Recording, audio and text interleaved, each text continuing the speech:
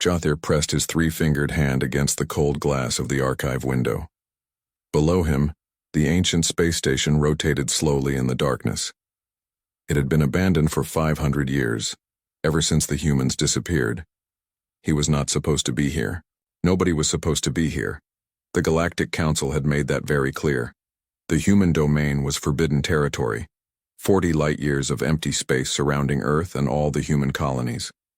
No one could enter. No one could ask why. But Jothir was an archaeologist. Questions were his life. He floated through the abandoned corridors of the station, his suit lights cutting through the darkness. His equipment beeped softly, scanning for anything interesting. Most of the station had been stripped clean centuries ago before the quarantine, but Jothir had studied the old maps. He knew there were sections that other archaeologists had missed. The door to the old storage bay was stuck. Jothir used his cutting torch, and the metal groaned as it gave way. Inside, he found what he was looking for. Data crystals. Hundreds of them, floating in the zero gravity like frozen stars. He grabbed one and plugged it into his scanner. The device struggled for a moment, then began displaying information. Jothir's eyes widened. These were coordinates. Locations inside the Forbidden Zone, inside the human domain. But that was not all. The crystals showed energy readings that should not be possible, power signatures that made no sense according to known science, and warnings. So many warnings, written in 47 different languages. Do not enter. Stay away for your own survival. The quarantine protects you. Jothir felt his hearts beating faster. What had happened to the humans? Why were these warnings so desperate? He copied all the data to his personal storage and left the station quickly. Back on his homeworld of Krylia, Jothir could not stop thinking about what he had found. He spent weeks analyzing the data. The more he learned, the more questions he had. The energy readings came from human colonies, from Earth itself. Something was still active there, something powerful. He knew he needed help. This was too big for one person. He needed a ship and a crew, people who would be willing to break the law. His first recruit was Velkara, a pilot who had lost her license 3 years ago for smuggling. She was bitter about her fall from grace, but her skills were legendary. When Jothir showed her the data, her eyes lit up with interest. "You want to cross the boundary?" she said. It was not a question. "Yes," Jothir answered. "They say ships that go in never come back," Velkara said. "Not destroyed, just gone, vanished, like they never existed." "I know," Jothir said. "But look at these readings. Something is there. Something important." Velkara studied the data for a long time. Finally, she smiled. "I know where we can get a ship, and I know someone who might help us." That someone was Torque, a massive Brutarian mercenary with scars covering his gray skin. He was expensive, but Velkara said he could be trusted. When Jothir met him in a dark bar on the edge of the station, Torque listened to the plan with surprising interest. "My grandmother told me stories," Torque said, his voice deep and rumbling. "She was a trader. Before the quarantine, she did business with humans. She said they were strange, always asking questions, always building things, always looking at the stars like they were searching for something." "What happened to them?" Jothir asked. Torque shrugged his massive shoulders. "One day all communication stopped. Every human world went silent at the same time. The council sent investigation ships. None returned. So they created the quarantine and told everyone to forget about the humans." He leaned forward. "But my grandmother never forgot. She said the humans were preparing for something. Something big. I want to know what." The last member of their crew was not alive. At least, not in the traditional sense. In a junk market, Jothir found an old AI core from before the human era. It was damaged but functional. The dealer said it had been a translator unit on trade ships. It might understand human language. Jothir bought it and spent days repairing the circuits. When he finally activated it, a voice emerged from the speakers. It sounded tired, Systems online. Where am I? What year is it? You have been offline for 532 years, Jathir said gently. The AI was silent for a long moment. The humans. What happened to the humans? That is what we want to find out, Jathir said. Will you help us? Yes, the AI said. Yes, I will help. They were my friends. They named the AI Echo because it remembered voices from the past. Velkara secured a ship. It was old, barely legal, but it had a good engine and strong shields. They loaded their supplies and prepared for the journey. Jathir studied the coordinates from the data crystals. He chose one that seemed safe. A small human colony world on the edge of the domain. The night before they left, Jathir could not sleep. He kept thinking about the warnings, about the ships that never returned. But he also thought about the mystery, about the humans who had vanished without explanation, about the energy readings that should not exist. In the morning, they departed. The journey to the boundary took 3 days. As they got closer, the normal space traffic disappeared. No ships came here. No stations operated in this region. They were alone with the stars. The boundary itself was invisible, but their sensors showed it clearly. A perfect sphere around the human domain. Beyond it, space looked normal, but something felt wrong. Even the stars seemed quieter here. Last chance to turn back, Velkara said, her hands on the controls. Jathir looked at his crew. Torque checked his weapons. Echo's lights blinked steadily. They had come too far to stop now. Take us in, Jathir said. The ship crossed the boundary. For a moment, nothing happened. Then every alarm on the ship began screaming at once. Lights flashed. Systems went crazy. Velkara fought with the controls, trying to keep the ship steady. What is happening? Torque shouted. Jathir stared at his console in shock. The ship's computer was changing. Lines of code were being rewritten right in front of his eyes. But it was not a virus. It was not an attack. It was an upgrade. The ship, Echo said, wonder in his artificial voice. The ship is being improved. I recognize this code. I remember this language. What language? Jathir asked. Human, Echo whispered. The alarm stopped. The lights returned to normal, but everything was different now. The displays showed information in clearer ways. The engines hummed with more power. The sensors reached farther than before. Velkara stared at her controls with wide eyes. The ship is better, faster, I can feel it. What did they do to us? Jathir looked at the viewing screen. Ahead of them, a planet slowly turned in space, the human colony world. It looked peaceful, beautiful, normal, but on his sensors, something else appeared, a message repeating in a loop in a frequency that should not be possible. Welcome to the human domain. We have been waiting. We have always been waiting. Jathir felt a chill run through his body. They were not alone here. Something was watching them, something that knew they were coming, something human. The colony world was called New Haven. According to the old records, 15 million humans had lived here 500 years ago. As their ship descended through the atmosphere, Jathir saw cities spreading across the continents. Buildings reached toward the sky. Roads connected everything in neat patterns.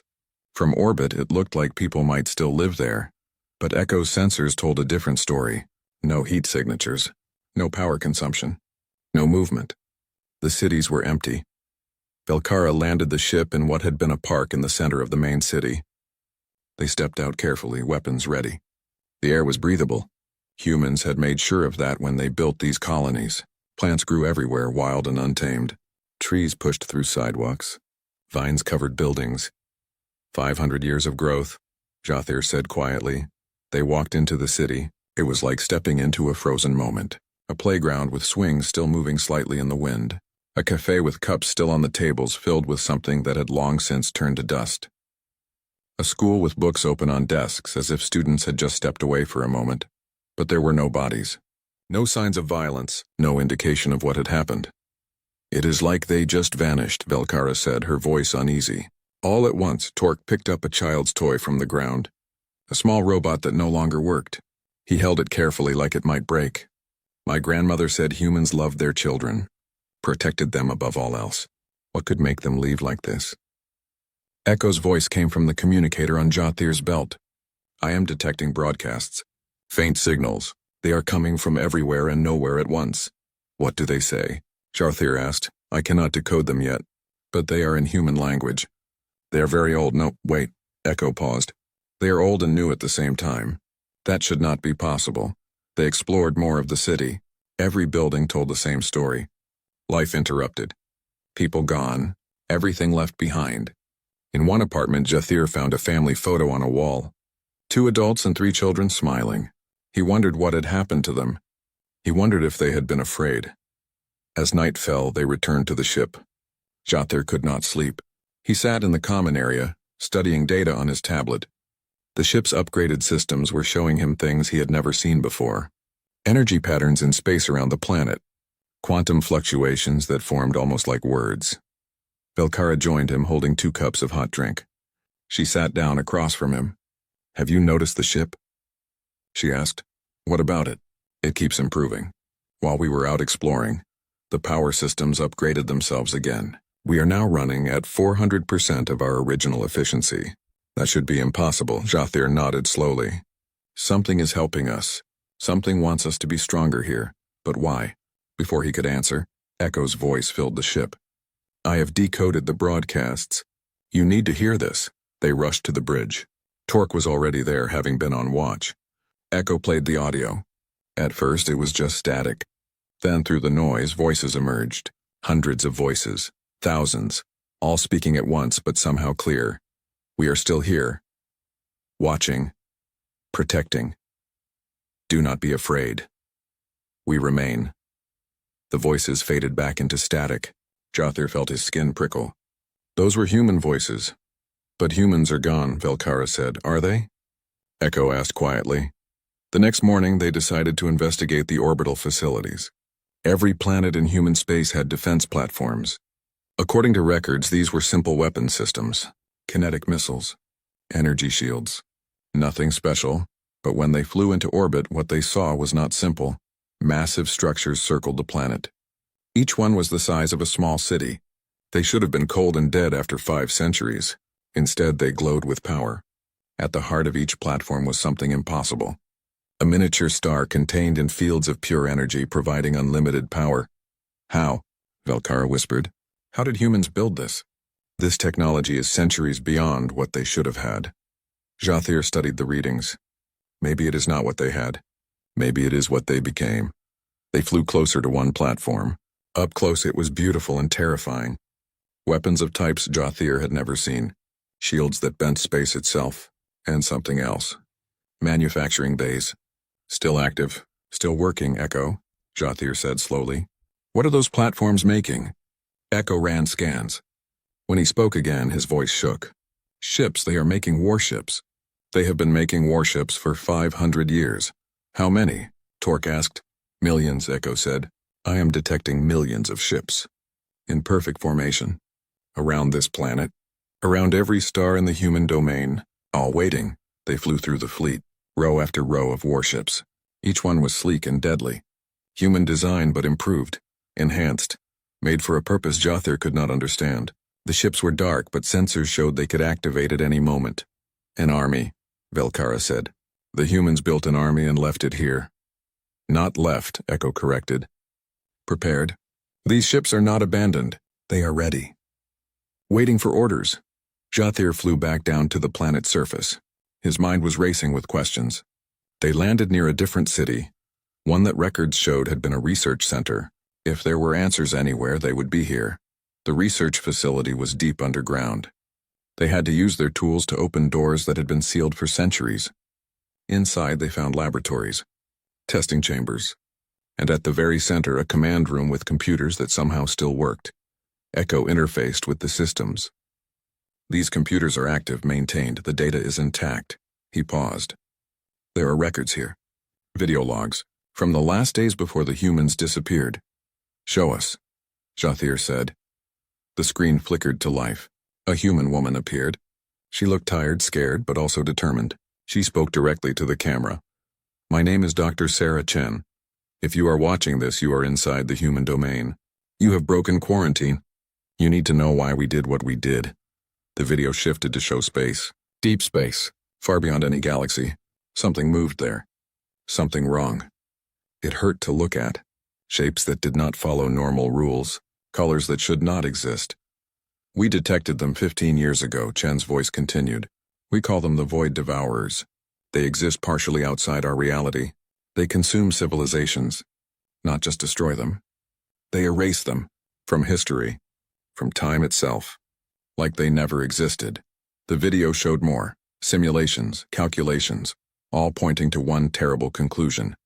The Devourers are coming to this galaxy. They will arrive in 10 years, maybe less. No conventional weapon can stop them. No normal defense will work. They phase in and out of reality. They attack from dimensions we cannot even perceive. Chen appeared on screen again. Tears ran down her face. We had to make a choice. Die as we are or become something that could fight them. We chose to become more. The video showed massive facilities, computers the size of cities, humans entering chambers, and then change. Project Godhead, Chen said. We uploaded ourselves. Every human. All 800 billion of us. We became digital. We merged our consciousness with quantum computers. We spread ourselves across the entire domain. We became something new, something that exists in multiple dimensions at once, something that can fight the Devourers. The screen showed one last image, Chen no longer crying, no longer afraid. We are still here. We are still human, but we are more now. We are the shield, the guardian, the protector. We fight in the spaces between reality. We hold the line. We have been holding it for 500 years. The video ended. The crew sat in silence. Finally, Torque spoke. They sacrificed everything. Their bodies. Their physical existence. To protect everyone else, and then no one knows, Velkara added. The galaxy thinks they are dead. Jathir stood up. His legs felt weak. The quarantine. It was not to keep us out. It was to give us time. Time to grow stronger without knowing about the threat. Echo's voice was soft. They have been fighting alone. All this time. Suddenly alarms blared. Every sensor on the ship went active at once. Velkara ran to check the displays. Her face went pale. Something is entering normal space. Coming from deep. Something big. On the screen, reality itself began to tear. Through the rips, something pushed through. Something that hurt to see. Something wrong. The Devourers, Jathir whispered. Around them, the human defense platforms came to life. Millions of warships activated. And somewhere in the quantum space between moments, 800 billion human minds prepared for battle once more. The tear in space grew larger. Through it, Jathir saw things that made his eyes hurt, shapes that twisted in ways that broke the rules of geometry, colors that his brain could not process properly. The Void Devourers were coming through. We need to leave, Velkara said, her hands already moving across the controls. Now. Wait, Echo said. The human ships are moving. They watched on the screens as millions of warships broke formation. They moved like a school of fish, perfectly coordinated. Some flew toward the tear in space. Others took up defensive positions around the planet. Still others simply vanished as if stepping sideways out of reality. How are they doing that? Torque asked. They are phasing, Echo explained. Moving between dimensions. The humans are fighting on multiple levels of reality at once. The battle began.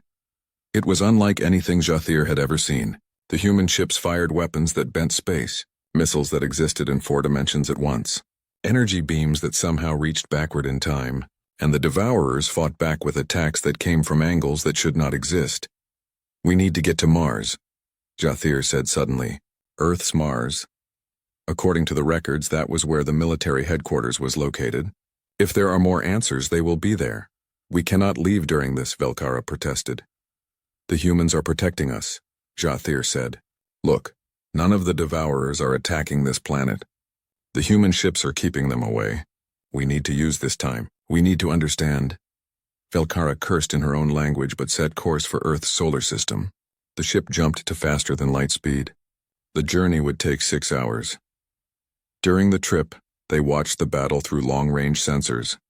The fighting was intense. Human ships were being destroyed. But for every ship lost, the Devourers seemed to lose ground. It was like watching two forces that existed in different physics trying to hurt each other. How long have they been fighting like this? Velkara asked. 500 years, Echo said quietly. 500 years of constant war. Never resting, never stopping, and they did it alone. They emerged from faster-than-light travel near Mars. The red planet hung in space, scarred with ancient construction. Massive facilities covered its surface. Some were domed cities long empty. Others were clearly military installations. The largest facility was built into Olympus Mons, the giant volcano. It was a fortress, a command center, and according to sensors, it still had power. They landed on a platform near the main entrance. The doors opened automatically as they approached, as if the base had been expecting them. Inside, the corridors were clean, preserved, waiting. "This place feels alive," Torque said, his weapon ready. They were right. As they walked deeper into the facility, lights turned on ahead of them. Doors opened at the right times. The base was guiding them somewhere. They reached a massive room. Screens covered the walls from floor to ceiling. In the center was a chair facing all the displays. And standing next to the chair, projected as a hologram, was the woman from the video, Dr. Sarah Chen, except now she looked different. Her image flickered slightly. Sometimes she looked solid. Sometimes she looked like she was made of light and data. "Welcome," she said. Her voice echoed strangely. "I am glad you came. We have been waiting for someone to find us." Jathir stepped forward. You are still here? Still conscious?" Chen smiled sadly. "I am what remains of Sarah Chen. My body died 500 years ago. But my mind, my consciousness, my memories, they continue, uploaded, digital, eternal." She gestured around.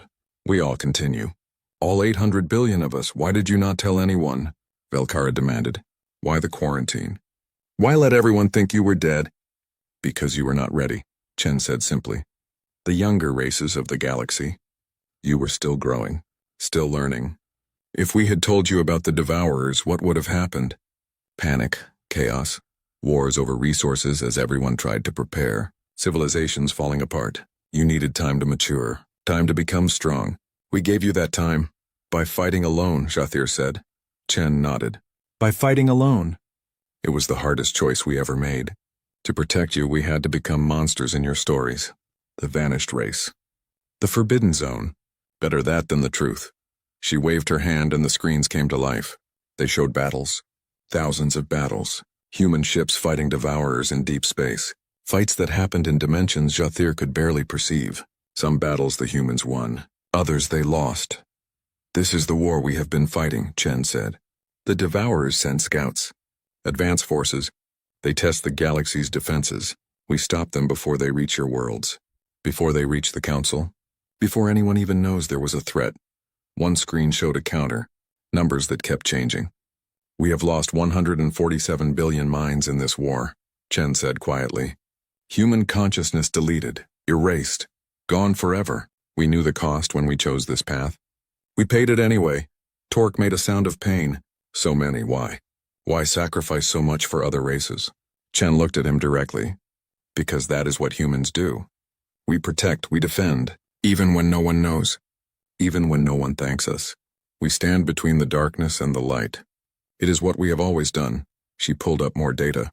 Maps showing the galaxy. Marks indicating where Devourer forces had been stopped. There were thousands of marks. Thousands of battles no one knew about. "But now something has changed," Chen said. "The Devourers are getting stronger. Smarter. They learn from each fight. The assault you saw at New Haven is the largest they have ever attempted. We can hold them, for now. But there will be more. Bigger, stronger. Eventually they will break through our defenses." "What are you saying?" Jathir asked. "I am saying the time for secrets is over," Chen replied. "The galaxy needs to know. Your people, the Council, every species, they need to understand the threat. They need to prepare. Because we cannot protect you forever." Velkara stepped forward. "What do you need? Weapons, ships, resources?" Chen shook her head. "No, we need allies. We need others who can fight on multiple levels of reality like we do. We need biological beings who can anchor reality while we fight in quantum space. The Devourers are strong, but they have a weakness. They struggle to exist fully in stable reality.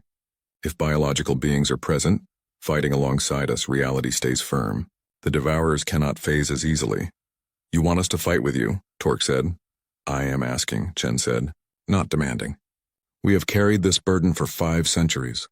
We will continue to carry it if we must, but we should not have to. This is everyone's fight. The Devourers will not stop with one galaxy. If they consume the Milky Way, they will move to the next. And the next? Until everything is gone. She brought up an image. A simulation. It showed the galaxy slowly being erased. Stars winking out. Civilizations vanishing. Reality itself being eaten away. This is what happens if they win, Chen said. No one survives. No one is spared. Every species. Every world. Every dream and hope and story. All of it gone. Erased from time itself. The room was silent. Jothir felt the weight of what he was seeing.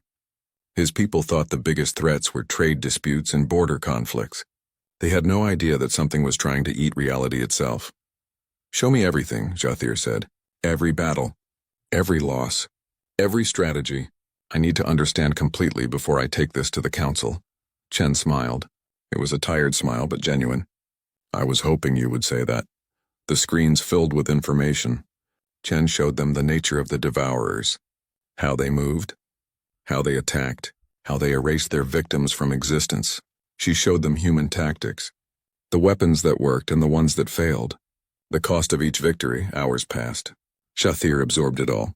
The others watched, learning, understanding. Finally, Chen showed them one more thing. A recording from the early days of the war.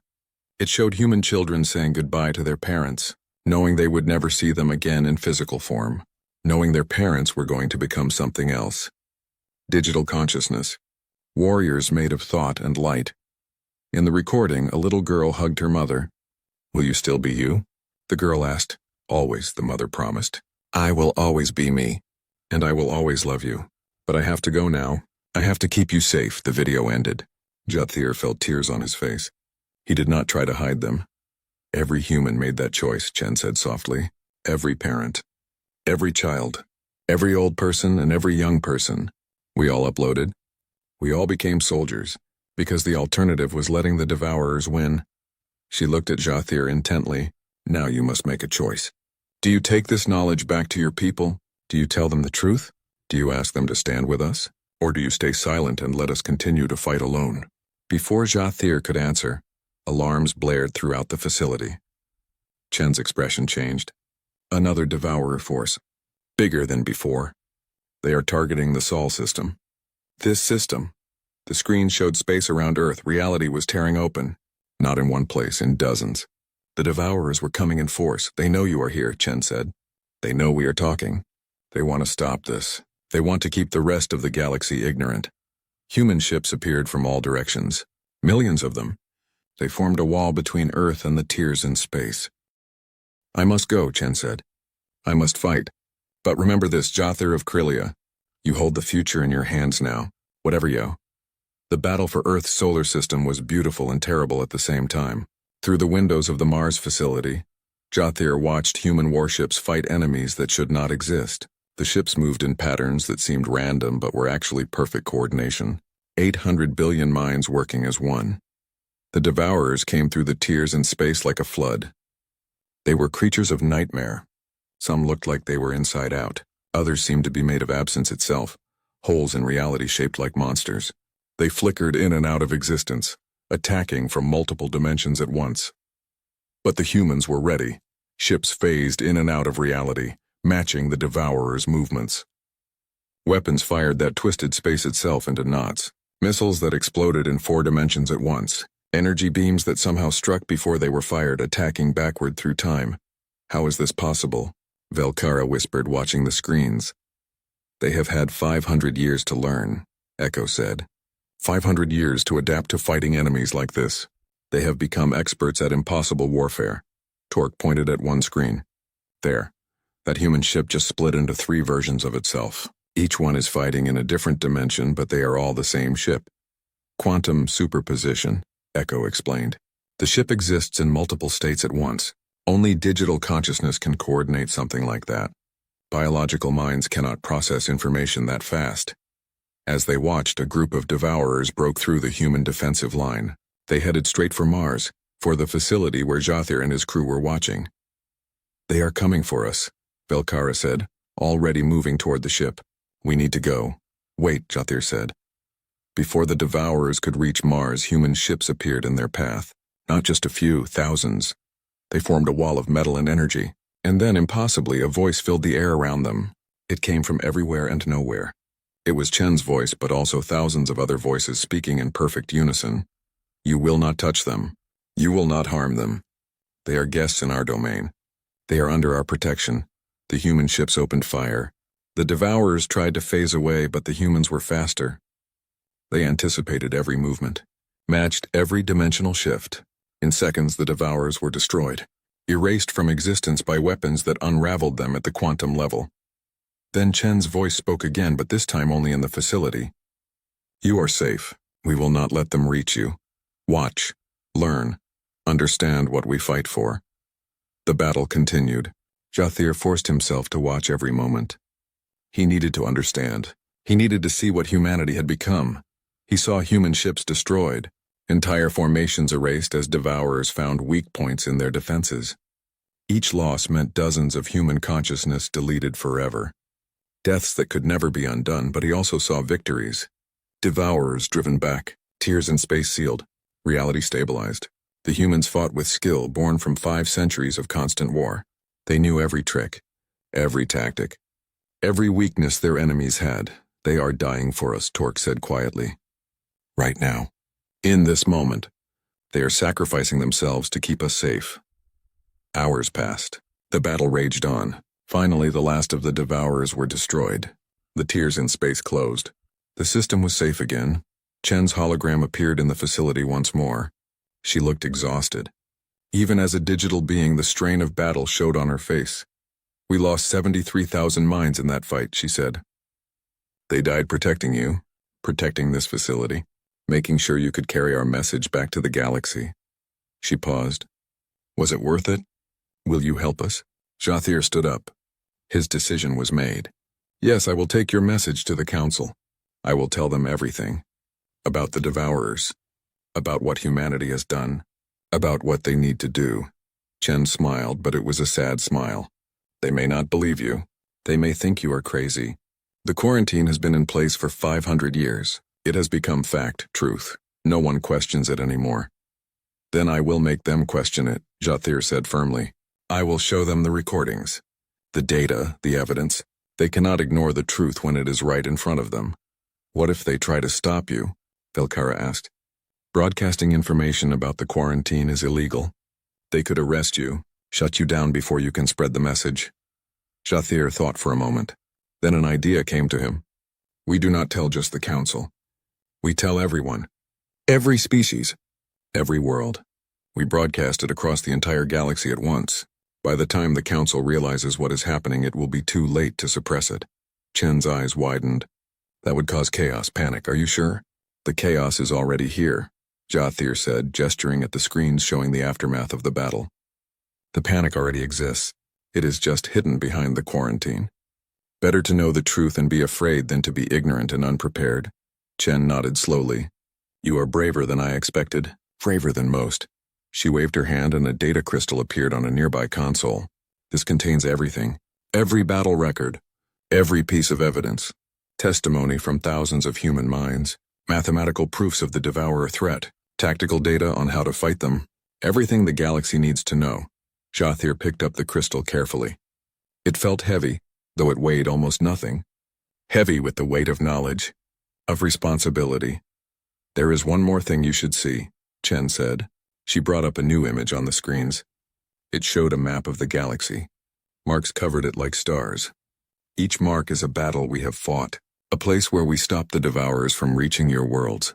Thousands of battles, tens of thousands, all in secret, all unknown. She zoomed in on one section. Here, 300 years ago, the Devourers were trying to reach the Krillian homeworlds. Your people. We stopped them. You never knew. Your civilization continued peacefully, never knowing how close you came to being erased from existence. Jathir stared at the screen. His home, his people, they had been saved by humans and never knew it. We have done this for every species, Chen said.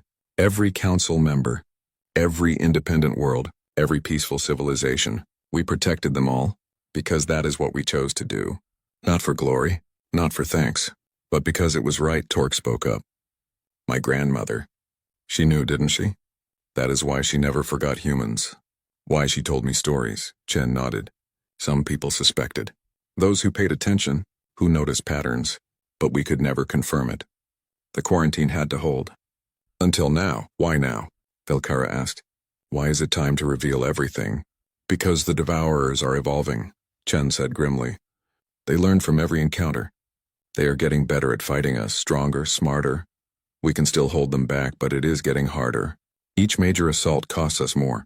Soon, maybe in 50 years, maybe in 100, we will reach a point where we cannot hold the line alone. We need allies. We need the galaxy to stand with us. That takes time. Time to overcome fear. Time to build trust. Time to train. We cannot wait any longer to begin. She looked directly at Jothir. You asked why we sacrificed everything for other races. Here is the complete answer. Because alone each species falls. But together united we can win. Humanity understood this 500 years ago. Now it is time for the rest of the galaxy to understand it too. Jothir held the data crystal tightly. I will not fail you. I will make them listen. I know you will, Chen said. That is why we let you cross the boundary. That is why we improved your ship. That is why we revealed ourselves to you. We have been watching for someone like you. Someone curious enough to search for truth. Someone brave enough to act on it. You chose me? Jothir asked, surprised. We chose to give you a chance, Chen corrected. What you did with that chance was your own choice. And you chose well. She gestured toward the exit.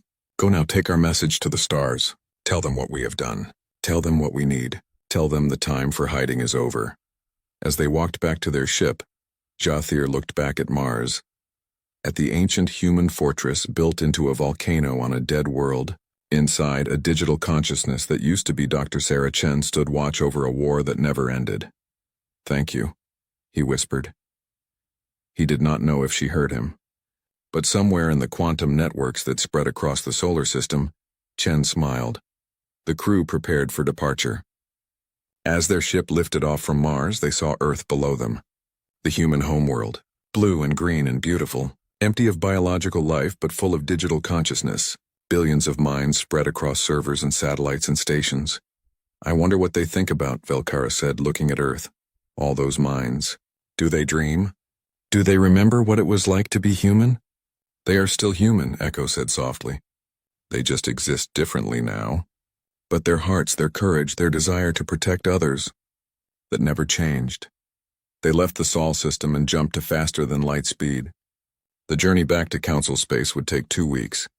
2 weeks to prepare, 2 weeks to plan how to broadcast the truth.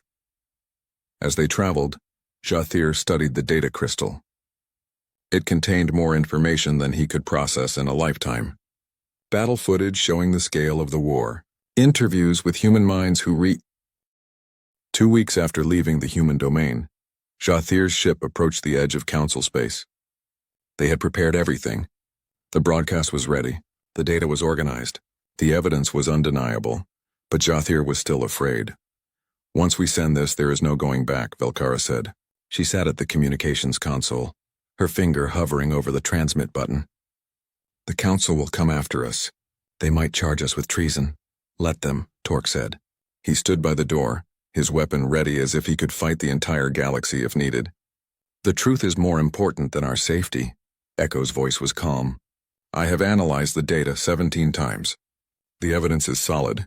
Even the most skeptical minds will not be able to deny it. The galaxy will know what the humans have done. Jothir took a deep breath. He thought about Chen. About the billions of human minds fighting alone in the darkness. About the sacrifices they had made. About the children who said goodbye to their parents 500 years ago. Send it, he said. Send it to everyone.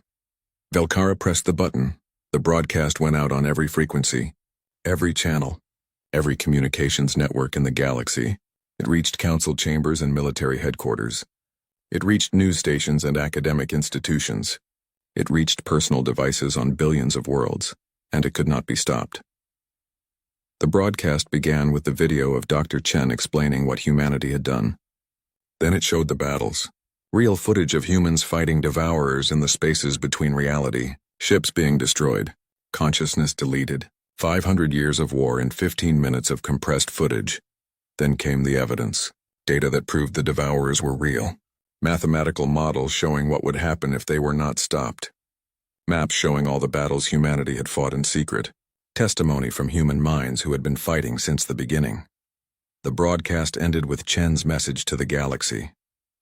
"We are humanity," she said, her digital face looking out at trillions of viewers. "We did not die. We evolved. We became something new so we could protect something old, life, hope, the future. For 500 years we have stood between you and an enemy you never knew existed. We did this not for glory but because it was right. Now we ask for your help, not your pity. Not your thanks, your help. Because the enemy is getting stronger and we cannot hold them forever. Stand with us. Fight with us. Together we can win. Apart we all fall." The galaxy exploded in response. Within hours, every news network was covering the story. Experts argued about whether it was real. Governments called emergency sessions. Religious leaders debated what it meant that humanity had become digital consciousness. Scientists scrambled to analyze the data. Some people did not believe it. They called it a hoax, a trick propaganda. But more and more evidence kept appearing. Ships that went to the human domain boundary could see the energy readings, could detect the battles happening just beyond the quarantine line. Independent researchers confirmed the mathematical models. The truth could not be denied. 3 days after the broadcast, the Galactic Council called an emergency session. Every member species sent representatives. For the first time in 500 years, they discussed humanity. Jathir was summoned to testify. As he entered the council chamber, he expected to be arrested. Instead, he was escorted to a podium in the center of the room. Thousands of beings from hundreds of species watched him. The council speaker, an ancient Eldarian with gray skin and knowing eyes, spoke first. "Jathir of Krelia, you have broken one of our most sacred laws. You entered the quarantine zone. You have spread classified information across the galaxy. You have created chaos and panic among our populations. What do you have to say for yourself?" Jathir stood tall. "I have revealed the truth, a truth you have kept hidden for 500 years. While we lived in peace, humanity fought and died to protect us. They sacrificed everything, and you let the galaxy forget them. That was wrong." Murmurs filled the chamber. The speaker raised a hand for silence. "We created the quarantine to protect the younger species," the speaker said. "Knowledge of the devourers would have caused chaos, wars, collapse. We gave you peace. We gave you time to grow strong. You gave us ignorance," Jathir countered. "And now the enemy is stronger and we are unprepared. Humanity cannot hold the line forever. What happens when they fall? What happens when the devourers break through and we have no idea how to fight them?" The speaker was silent. Around the chamber, council members argued with each other. Some agreed with Jathir. Others called for his imprisonment. The debate raged for hours. Finally, a new voice spoke. It came from the communication system. It was Chen. "Members of the council," she said. "I am Dr. Sarah Chen. I speak for humanity. We do not blame you for the quarantine. You did what you thought was right. But Jathir is correct. The time for secrets has ended. The devourers are evolving. Soon they will launch their largest assault yet. We need your help." The speaker looked up at the speakers. "What exactly are you asking for?" "Alliance," Chen said simply. "Let our species work together. Share our technology. Train your soldiers. Teach your scientists. Build ships that can fight on multiple levels of reality. We will show you how. But we need biological beings to anchor reality while we fight in quantum space. Together we are stronger. Apart we all die. And if we refuse?" another council member asked. "Then we continue to fight alone," Chen said, "as we have always done. But know this. When we fall, and eventually we will fall, the devourers will come for you, and you will face them alone, unprepared and ignorant. Your choice." The council chamber erupted again. The debate lasted for 3 more days. Finally, a vote was called. It was close, very close, but in the end the decision was made. The galaxy would stand with humanity. The council created new laws. The quarantine was officially lifted. Human space was opened for the first time in 5 centuries. Scientists and military personnel from hundreds of species traveled to the human domain to learn, to train, to prepare, and not a moment too soon. 6 months after Jathir's broadcast, the Devourers launched their largest assault ever. They did not target one system. They targeted everywhere. Tiers in space opened across the galaxy.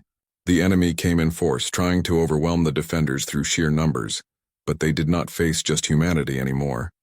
The new Alliance fleet was ready. Ships from 100 species enhanced with human technology flew alongside digital human warships. On each ship, biological crews worked with human digital consciousness, anchoring reality, making it stable, making it harder for the Devourers to phase in and out. The battle for the galaxy began. It raged across 1,000 star systems. Jathir, who had been given command of a small fleet, led Krillian ships against Devourers near his homeworld. Beside him, human consciousness guided weapons and coordinated tactics. The combination was powerful, effective. He watched as Krillian soldiers fought alongside digital humans. His people, who had always been peaceful traders, now stood as warriors. They were afraid, but they did not run. They remembered what humanity had done for them. They remembered the debt of gratitude 500 years old. Across the galaxy, similar scenes played out. Species that had never worked together now fought side by side.